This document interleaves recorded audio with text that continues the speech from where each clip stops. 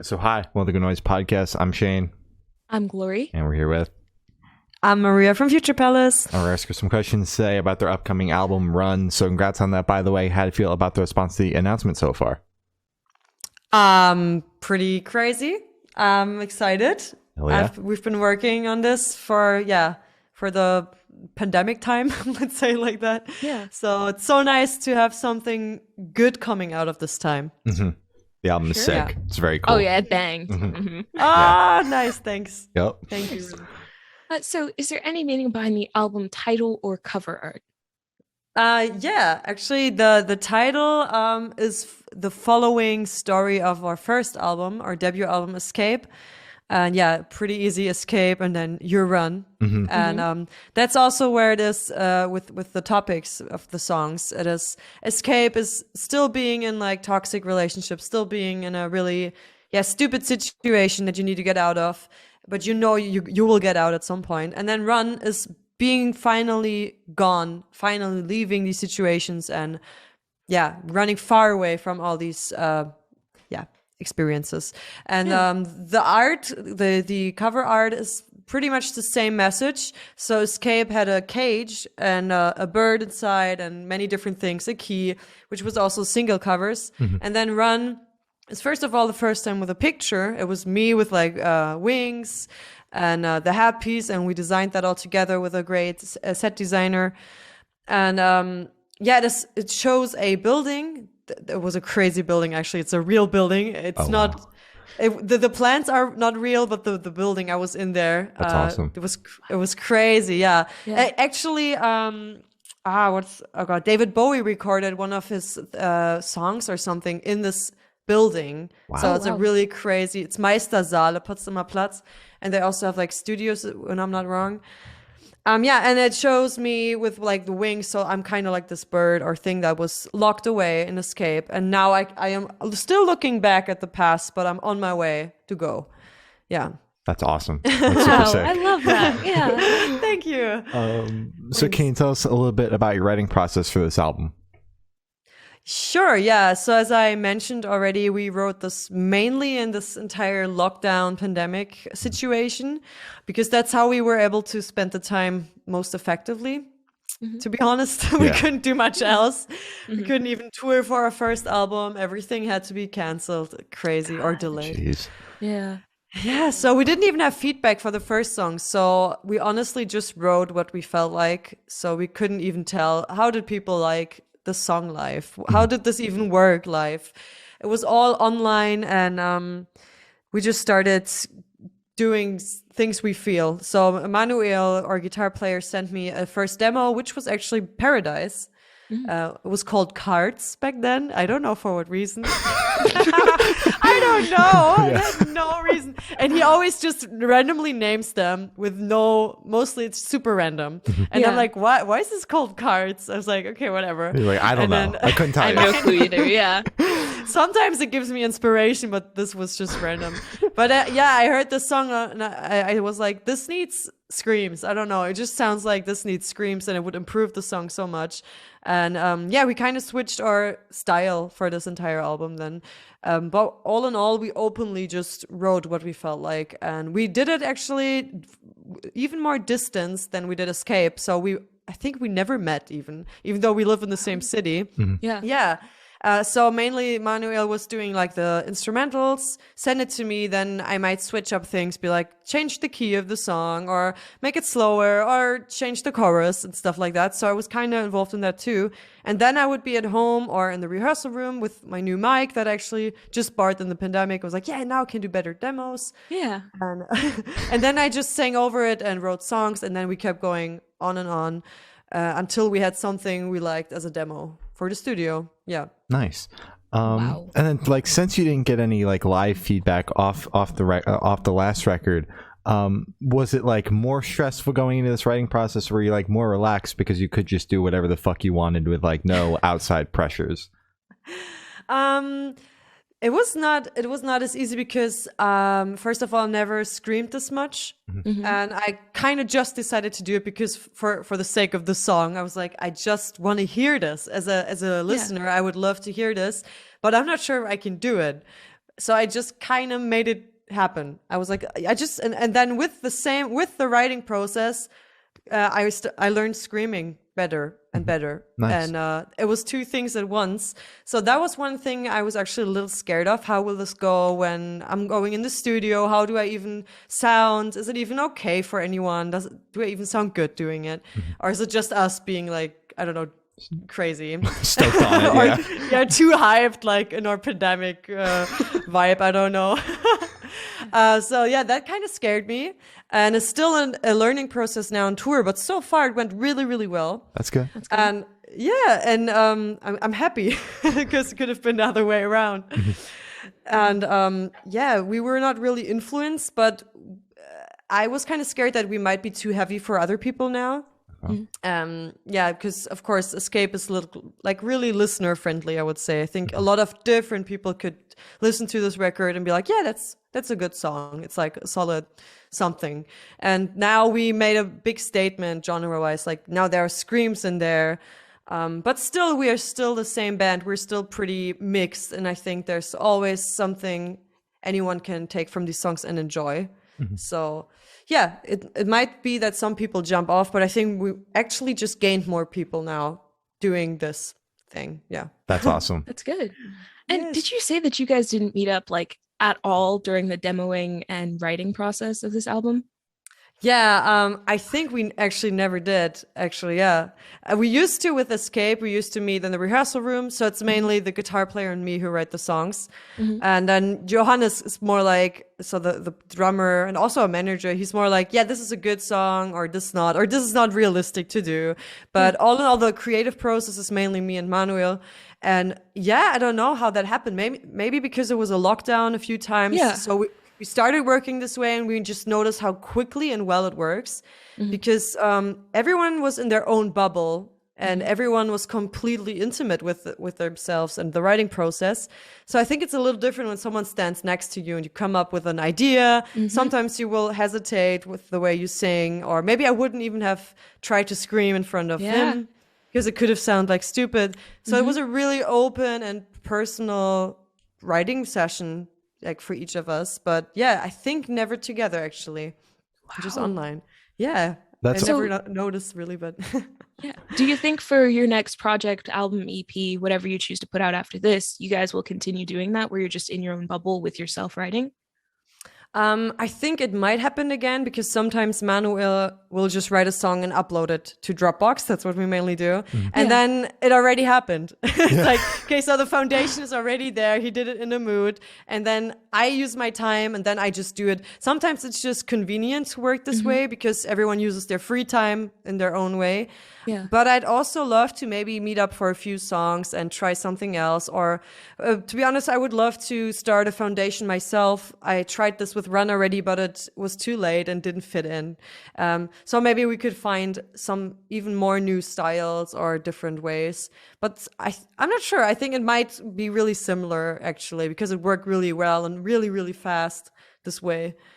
I'm glad it worked out for you guys, because most of the bands we spoke to obviously have written their records in the pandemic, and most of them were like, never again, never doing the Zoom Really? shit, never doing Yeah. the distance shit. They're like, if we're not in the room, so- we're not writing a record. Like, Oh, wow. Yeah, maybe it's because we're just two people and we don't even have to do the Zoom part. But it was still quite a lot of work. Yeah, I had to redo many things with the vocals and go back into the rehearsal room because it's way too loud to record it here. Yeah, it takes a lot of time. And yeah, we might do some things differently, but because we're just two people, and we're really easygoing. Like, we mostly liked our ideas. So it's like, yeah, I think we just improved all in all with songwriting after doing a first record together. It was so much easier to put together songs for Run somehow. It felt so much, it was just a flow, an entire, Yeah. hell yeah. yeah. That's good. That's awesome. That's very good. So I want you to tell us your favorite lyric off this album and the meaning behind it. Yeah, let me think. I need to think about every song. I think I mainly like the singles also. Like Paradise, I think is one of our favorite songs. And Defeating Gravity, the newest one, is also one of our favorites, also lyrically. There's another one, it's called Sleep Tight. It's pretty hard to pick, always. It's so hard to pick between your own Definitely. things and children and Yeah. let me think. It's hard. Last time I said a hopeful dream of a future paradise is something I think I might go with this again, even though I also like other songs. But Paradise is a song full of hopelessness and hope in one song. And I think this kind of sums up the album. This kind of sums up myself. This kind of sums up the entire band. And I think that's why I would choose the lyrics of Paradise, maybe the entire lyrics, because it shows how hard it can be to fight something, but still trying to be optimistic with a future paradise, with a future palace, whatever. Still trying to see that there might be a chance for improvement. And I think also lyrically, I think this was one of my best songs written on the album, because I tried to do like metaphors, or I tried to do pictures so everyone could relate to it. And yeah, and I might go with this one. Okay. All right. It's a good one. Thanks. So how'd the track list for the album come about? Did you guys write the opener be the opener, closer be the closer, just shuffle around, see what fits? What was that process like? I think I actually did it. I actually forgot. It was such a quick process. At the end, when everything was finished, it was so quick. Like everything came together. You first have all the ideas, and then when you do it, it goes so quick, and then it's suddenly out there. I think I tried to. I listened to it. I tried to do both. So I wanted to have some songs that it should sound nice when you listen to it through. That's what I wanted. I wanted it to be in balance. I wanted to have different chapters of moods, but also it was important to me to have a strong message at the end of the album and the beginning, so it makes sense. For example, it was really important to me to put the song Fever as the final song, even though the boys didn't like it that much at first as the final song, because it was important for me to leave the album with a positive message, which is the song is like a really high positive song, almost like when you're bipolar or something, you're like in this manic state or something. That's kind of what the vibe is supposed to be. And you should leave the album with this feeling like, yes, nice, it's going to be better. We're going to have a good time. And then in between, we have like parts where you really break down. It's really more sad or even more calm with roses and wounds. They are one after one. I thought that's nice to have a little chill moment. So I tried to think about many different aspects, because it was not a concept album, but I still wanted it to feel like one a little bit. That makes sense. Yeah. You said it was like such a quick process. Like, how long did you sit on the album for then? Like from recording to putting it out? Good question, actually. I'm trying to find a calendar. I don't even have one here.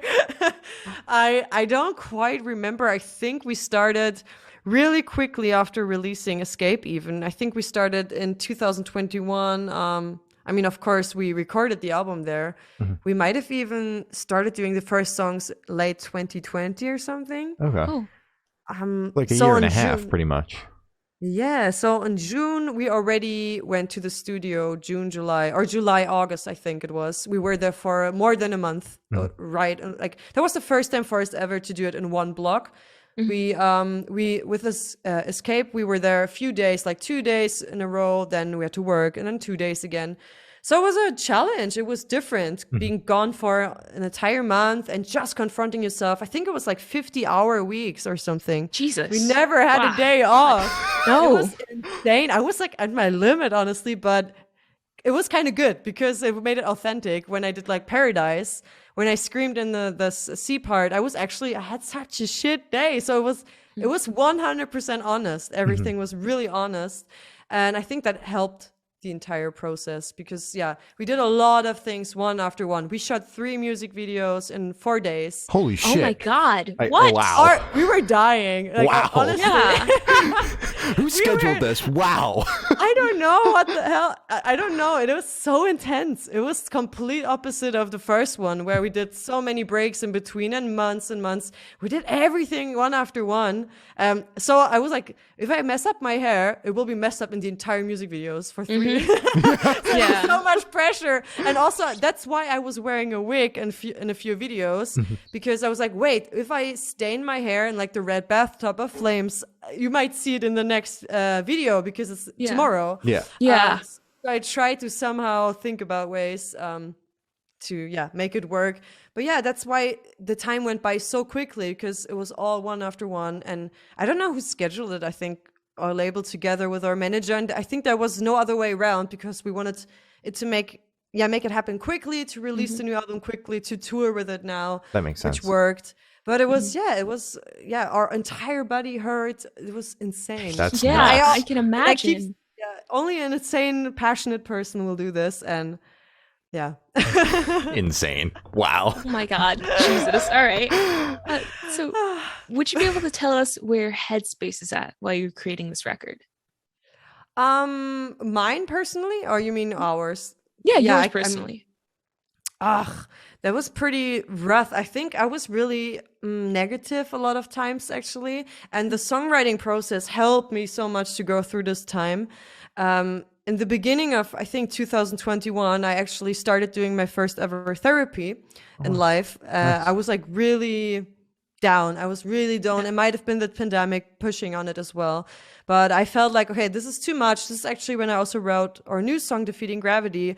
I just noticed like, I've taken too much. It's too much. And I need help now at this point. Like, stop being the strong person all the time. It's okay to ask for help. And this really, that was all happening while I was writing these songs. So it was so real. All these lyrics are really honest thoughts I had. And I was just writing down like a stupid day, a dark day. And I was just writing down these songs, like Heads Up, the C part, for example. I'm like ugly, unintelligent, hating on myself. But at the same time, I tried to be hopeful, because I just started therapy. I know we will do this album. I know that this band will hopefully become more seen, more heard. I might tour at some point. And that's where my headspace was at. It was pretty heavy, pretty dark, but also hopeful once again. It was both. Okay. Good. All right. So how do you recommend your fans to listen to this album for the first time? Should they do it in the car with friends, in the dark with headphones on? Is it a workout album, party album? What do you personally recommend? I actually heard a few people like to listen to it while they do sports, which I think is funny, but it kind of fits because you can get your anger out, you know. We also have a few songs you could definitely listen to at a party. I think Fever, for example, the hype song, is definitely worth dancing to. But we also have songs where you can just sit down and cry and feel intimate with yourself, or go on a walk. Maybe that's just be closer with yourself, or maybe go with a really close friend and then listen together, or share the song. Or maybe if it's hard for you to say something out loud, these songs might help you doing it instead. So sending it to someone like, hey, I'm not feeling well, I don't know, I think that's more what it is, as a support. I think this album should be like a big hug to someone. Yeah. Oh. I like that. Yeah. I like that. Perfect. Right. So this one should be super, super quick. Off the top of your head, I want you to describe this album for new listeners in 3 words. No more, no less. Okay. 3 words. Okay. I think diverse. Okay. Which is funny because now I wanted to say aggressive, but but I think aggressive and honest. Yeah. Those are good. Perfect. Yeah, that's perfect. Thanks. So what band or artist influence you think you can hear the most on this album, if any? For this one, it was way less inspiration than the last one, I think. I was personally listening a lot to Bring Me the Horizon's new songs and Nova Twins, who they also did a feature with. I really like this. Yes, I really like their sound. And then with the distortion on those vocals, I think Nova Twins does this a lot. And I was listening to like Teardrops by Bring Me the Horizon. Yes, that whole EP is actually great. I loved it. It was such a nice vibe also in this time. And I was also listening a lot to Youngblood or Also, actually, rappers. Wait, I keep Corpse. Corpse. Do you know this Corpse. one? Yes. Corpse is in the random- YouTuber Corpse. Yeah, the corpse, corpse husband or something. Yeah. I just randomly came across them because of TikTok, because that just happens at some point. And I was like, actually, I like this vibe of this like really low, creepy vocals, and I kind of wanted to influence some of this creepy touch in Flames, for example. So yeah, that might be actually my biggest influence. I was listening a lot to these artists and thinking about others.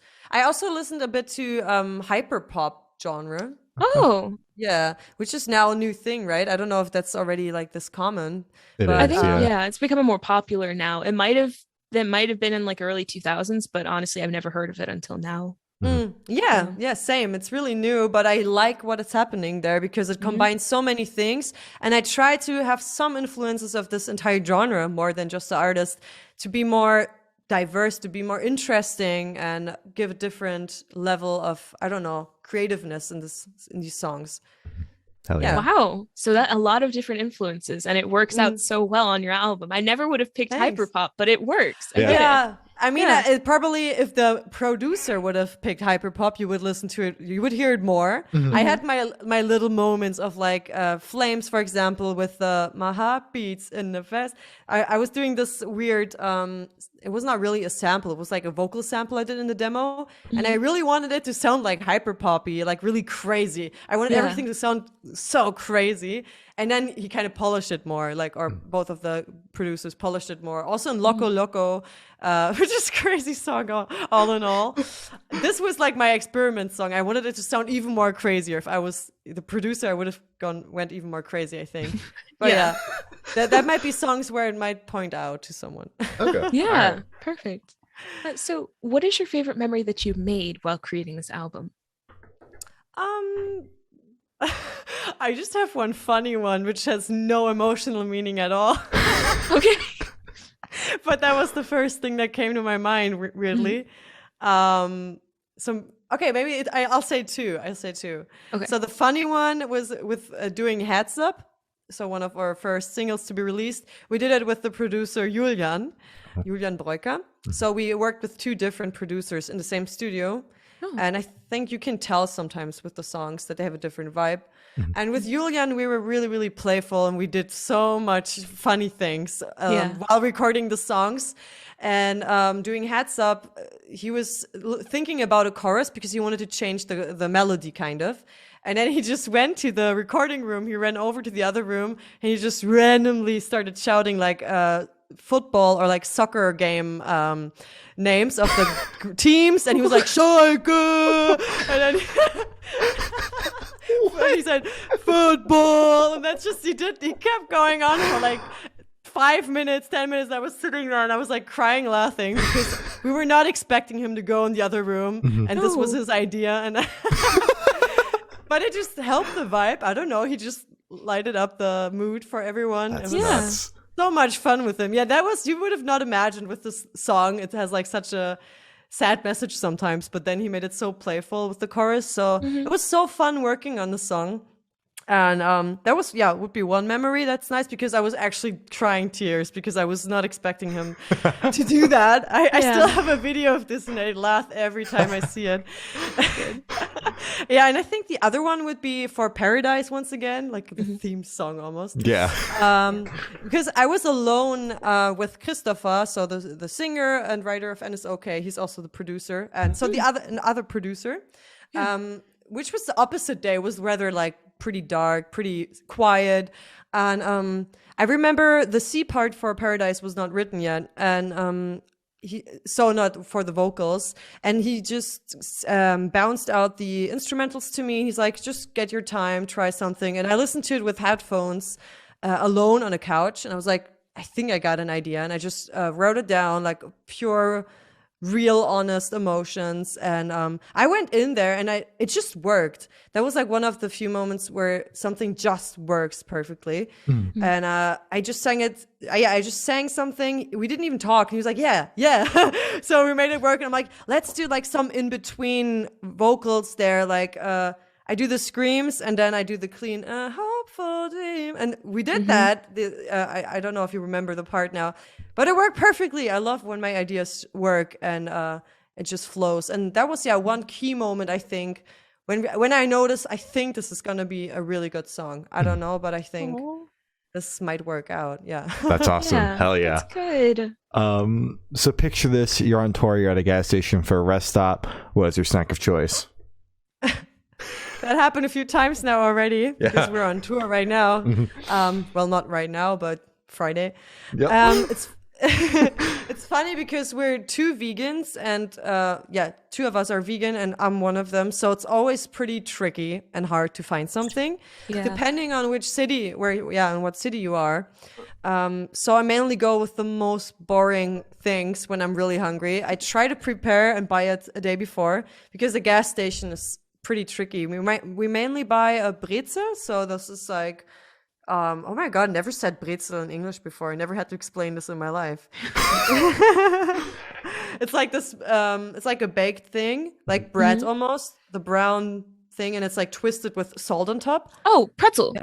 Pretzel. Yeah, oh my God, what the hell? Pretzel. My brain, pretzel. Pretzel. Okay. So that would be an easy option, or like crisps or chips, whatever, something that's vegan. I can't be that picky, to be honest. I just take whatever I could eat sometimes. Yeah. I get it. So on the topic of food, if the band was a dish, what dish would the band be? Ooh, that's a good question. I think I might go with, we are like pasta. You could put any sauce on top if you want. You could sometimes, there is sweet pasta here. I don't know if you have that. We have like milk pasta here in Germany. It's the one dish. Ooh, okay. It's not that nice, but you could, I think we're like diverse, but still a meal you could eat every day. Okay. If that's one thing, you know? Yeah. I just came up with that. You could put any sauce on top, but still, I think you could still consume it every day if you want. Yeah. That's I love good. that. That's That good. works. I get it. I get it. So for the last couple of questions, we're going to shift away from music and go straight to death row. Boom. So if you're on death row, what would your last meal be with a drink? Oh my God. We like food. Yeah, I noticed. I think, let me think about something. I don't even know my favorite one. I think I mainly say lasagna. I like lasagna a lot. Yeah, I don't know. It's really nice. I could eat it a lot of times. Me Yeah, it too. might be lasagna and maybe it doesn't fit together, but maybe like a black tea with oat milk and some sugar. Okay. Just, I don't know, All to right. get some last energy, but also some warmth. I don't know. Yeah. It's Sounds good. good. I love black tea. So you got nice. me with that one. Yeah, it's perfect. Nice. So if you could live in one fictional world for a week, where would you live?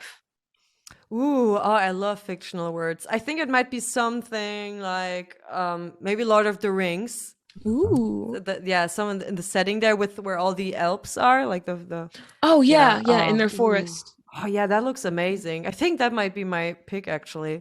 I be so can't even imagine something cooler now. All Yeah, right. I want to move That's there now. crazy. That's crazy that you picked where the elves live, because usually everybody's like, I want to live where the hobbits live. I can't remember where, but it's like you picked the elves, and I'm like, yeah, that's so much cooler. Like I get like the Yes. hobbits are cool and all because they just Yeah. eat, but it's like the elves are like they have so It's much beautiful. knowledge. Exactly, Yeah, and they it's have gorgeous knowledge. there. Mhm. I don't get it. Yes. So yeah, good choice. Good choice. Perfect. Hell yeah. Nice. So I have the honor of asking the last question, and every single person that we've spoken to have said that it is the most important question. What's your favorite color? Absolutely purple, man. I have like purple here. Oh, nice. I am purple. Like everything I own is purple. It's like insane. I could see your just pick purple up random flower pot things. back there I even next to have- the. Purple It is hair. All is purple. Honestly, I'm crazy with purple. That's So, great. Yeah. It's a very good color. Yeah. Thank you. I don't know. It just speaks to me. Yeah. Hell yeah. Everyone laughs at me. I even have a purple microphone cable on like on stage. I'm like, That's awesome. I'm- That's good. Yeah, it fits you. It's Yeah. good. thank you. So as I said, that's all the questions you have today. Is there anything that you would like to plug? No, thanks for having me. I enjoyed being here. It was actually really nice and refreshing questions. Super cool. Thank you. And yeah, I hope you enjoy our album. Go listen to it. Go get that hug. And I hope to see you soon on tour or wherever we are. yeah. Hopefully on tour. Yeah. Oh yeah. All right. Perfect. Well, thank you for now. This has been Maria from Future Palace, and we have been the Good Noise Podcast.